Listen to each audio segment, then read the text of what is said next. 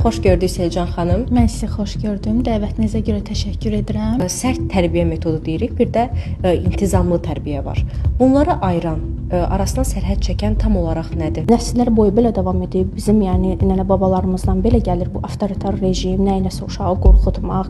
Sovet ailələri ilə qarşılaşdırsaq, hansı oxşar və yaxud da fərqli cəhətləri görə bilərik? Sovet ailə modelində fikir verirsinizsə, əgər ər-arvad münasibətlərində hisslər gizlədilirdi.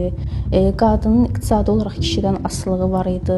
Ona görə ayrıla bilmirdi. Müasir ailələrdə belə bir problem var ki, fərqlər belə deyək də, məni başa düş çoxdur, amma mən səni başa düşüm azdır. Siz də səhv eləyə bilərsiniz, biz də səhv eləyə bilərik. Zaman keçdikcə uşaq da səhv eləyə bilər, amma məsələ budur ki, bizim valideynlərimiz bizi səhv etməyə qoymur, Selcan xanım. Hal-hazırda müasir ailə modelində bəli, səhv etməyə qoymurlar. Həddindən artıq çox vasvası böyüdülər, hər şeyə qarşılar.